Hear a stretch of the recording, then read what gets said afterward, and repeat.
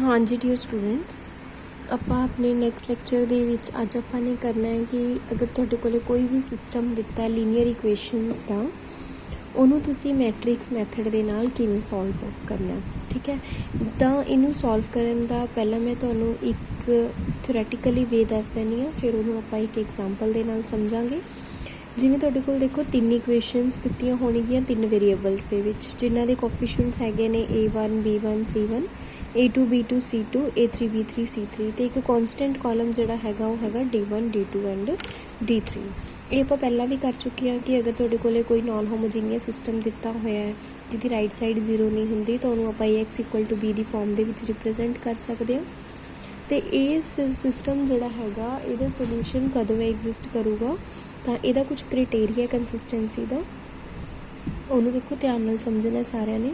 ਅਗਰ ਤੁਹਾਡੇ ਕੋਲ ਸਿਸਟਮ ਹੈ ਗਿਵਨ ਇਕੁਏਸ਼ਨਸ ਦਾ Ax = B ਫਾਰਮ ਦਾ, ਇਹ ਕੋਈ ਵੀ ਸਕੁਅਰ ਮੈਟ੍ਰਿਕਸ ਹੈ, ਤਾਂ ਤੁਸੀਂ ਸਭ ਤੋਂ ਪਹਿਲਾਂ ਇਹਦਾ ਡਿਟਰਮੀਨੈਂਟ ਕੈਲਕੂਲੇਟ ਕਰਨਾ ਹੈ। ਅਗਰ ਇਹਦਾ ਡਿਟਰਮੀਨੈਂਟ ਨੋਨ ਜ਼ੀਰੋ ਹੈ, not equals to 0 ਆ ਰਿਹਾ, ਦੈਨ ਦਾ ਸਿਸਟਮ ਕੰਸਿਸਟੈਂਟ ਹੋਊਗਾ ਐਂਡ ਉਹਦਾ ਯੂਨੀਕ ਸੋਲਿਊਸ਼ਨ ਐਗਜ਼ਿਸਟ ਕਰੂਗਾ।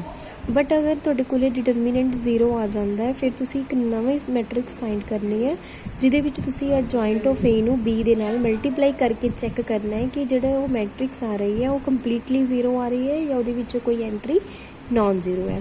ਅਗਰ ਤਾਂ adjoint of A × B completely 0 matrix ਆ ਰਹੀ ਹੈ, then system is consistent and has infinitely many solutions. ਠੀਕ ਹੈ ਜੀ।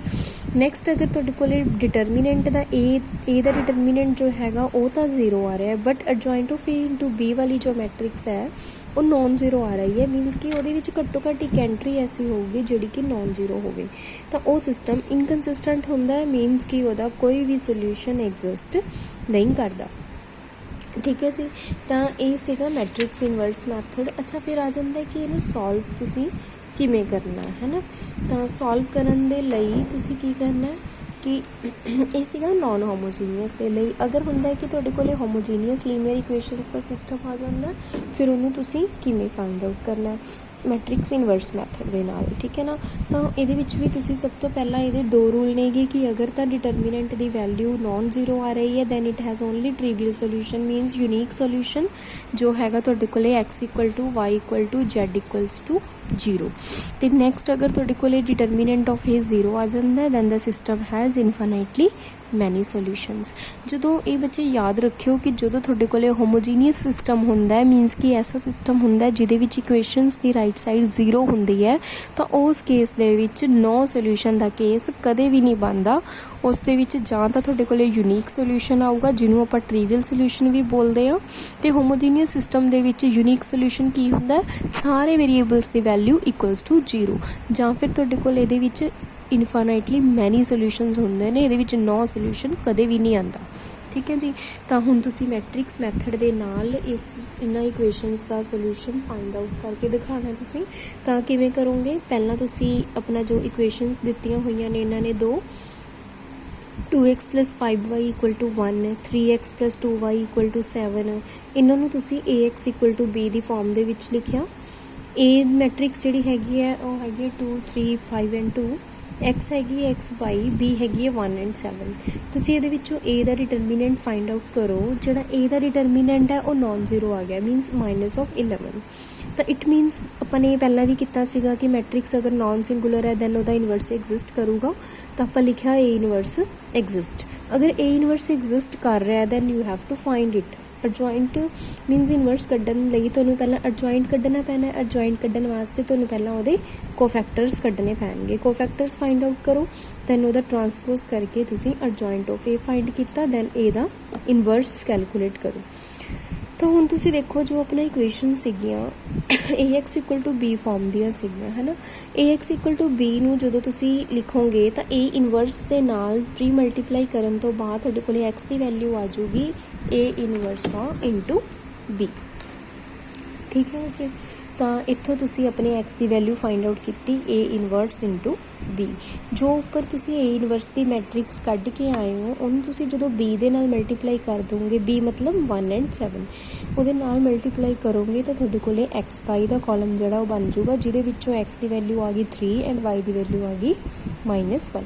ਇਸੇ ਰਜੇ 2 × 2 ਮੈਟ੍ਰਿਕਸ मतलब कि अगर तुहाडे कोल दो इक्वेशन इन दो वेरीएबल्स दे विच दित्तियां होईयां ने, तो तुसीं उहनूं मैट्रिक्स इनवर्स मैथड दे नाल किवें सॉर्ट आउट करना। फिर नैक्सट जिहड़ी हैगी है सैकेंड एग्जाम्पल, वो भी बिल्कुल सेम है।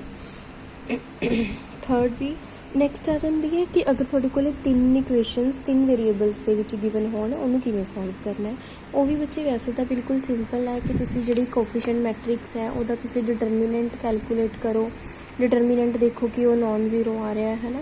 डिटरमिनेंट अगर नॉन जीरो आ रहा है दैन इनवर्स एग्जिस्ट करूगा। इनवर्स वास्ते तुसीं कोफैक्टर्स फाइंड कीते। कोफैक्टर्स वाली जिहड़ी मैट्रिक्स आनी है उहनूं उहदा ट्रांसपोज करके तुसीं एडजॉइंट फाइंड कर लिया। दैन इनवर्स वाली जिहड़ी मैट्रिक्स सी उहनूं बी दे नाल मल्टीप्लाई करके तुसीं अपना एक्स वाई जैड दीयां वैल्यूज़ कैलकुलेट कर लिया। नैक्सट फिफ्थ एग्जाम्पल दे विच की है, हुण देखो इहदे विच जिहड़े तुहाडे वेरीएबल्स ने वो 1/x 1/y ते 1/z ने। तुसीं की करो, इन्हां नूं एक सैपरेट नाम दे लो, जिवें 1/x नूं a लै लिया, 1/y नूं b लै लिया, 1/z नूं c लै लिया। ਇਹ ਆਪਾਂ ਨੇ ਸਿਰਫ ਆਪਣੀ ਕਨਵੀਨੀਅੰਸ ਲਈ ਕੀਤਾ ਹੈ। ਅਦਰਵਾਈਜ਼ ਆਪਾਂ ਵੇਰੀਏਬਲਸ ਦੀਆਂ ਵੈਲਿਊਜ਼ 1/x 1/y ਤੇ 1/z ਵੀ ਰੱਖ ਸਕਦੇ ਹਾਂ, ਕੋਈ ਫਰਕ ਨਹੀਂ ਪਊਗਾ। ਤੇ ਜਦੋਂ ਤੁਸੀਂ ਇਹਨਾਂ ਦੀ ਸਬਸਟੀਟਿਊਸ਼ਨਸ ਕੀਤੀਆਂ ਤਾਂ ਨਵੀਆਂ ਇਕੁਏਸ਼ਨਸ ਬਣ ਗਈਆਂ a b ਤੇ c ਦੇ ਵਿੱਚ। ਤੁਸੀਂ ਆਪਣੀ ਇਕੁਏਸ਼ਨਸ ਨੂੰ ਉੱਦਾਂ ਹੀ ax = b ਦੀ ਫਾਰਮ ਦੇ ਵਿੱਚ ਸੌਰਟ ਕਰੋ, ਇਨਵਰਸ ਫੰਡ ਕੱਢੋ, ਇਨਵਰਸ ਨੂੰ b ਦੇ ਨਾਲ ਮਲਟੀਪਲਾਈ ਕਰਕੇ ਜਿਹੜੀਆਂ ਇੱਥੇ ਵੈਲਿਊਜ਼ ਆਉਣਗੀਆਂ ਉਹ ਤੁਹਾਡੇ ਕੋਲ ਹੁਣ x y z ਦੀਆਂ ਨਹੀਂ ਆਉਣਗੀਆਂ, ਉਹ a b c ਦੀਆਂ ਆਉਣਗੀਆਂ। फिर उस तो बाद तुसी इन्हां दा रेसिप्रोकल करके एक्स वाई जेड दियां वैल्यूज़ फाइंड कर सकते हो। ठीक है जी। नैक्सट भी तुहाडे कोले सिक्स्थ जिहड़ी एग्जाम्पल है वो भी बिल्कुल सेम उदां ही है कि तुसी ए दित्ती हुई है, इहदा इनवर्स कड्डो, दैन उहनूं बी नाल मल्टीप्लाई करके एक्स वाई जेड दियां वैल्यूज़ कढ सकते हो, है ना। तो नैक्सट बिल्कुल सेम सैवनथ एग्जाम्पल भी बिल्कुल है सेम ही है। एट्थ है ना। तो बच्चे इस तरीके दे नाल तुसी अपना मैट्रिक्स मैथड जिहड़ा हैगा उहनूं अप्लाई कर सकते हो सोल्यूशन कड्ढण वास्ते। इहदे नाल रिलेटिड एक्सरसाइज भी है, उहनूं भी तुसी सॉल्व कर लेना।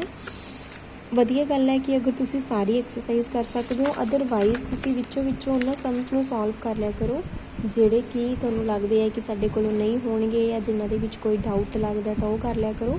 ਤਾਂ ਬੱਚੇ ਇਸ ਦੇ ਨਾਲ ਹੀ ਤੁਹਾਡਾ ਫਸਟ ਚੈਪਟਰ ਕੰਪਲੀਟ ਹੋ ਜਾਂਦਾ ਅਤੇ ਤੁਹਾਡੇ ਸਿਲੇਬਸ ਦਾ ਜਿਹੜਾ ਇਹ ਪੋਰਸ਼ਨ ਹੈ, introduction, types of matrices, operation on matrices, transpose and inverse of a matrix, solution of a system of linear equations, जिहदे विच आपां ने दो मैथड करे नेगे, एक तां क्रैमर्स रूल एंड एक मैट्रिक्स इनवर्स मैथड। ये वाला पोर्शन तुहाडे सिलेबस का कंप्लीट हो चुका है।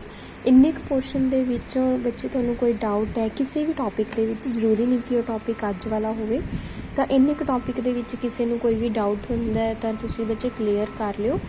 ते ठीक है। तो ओके जी।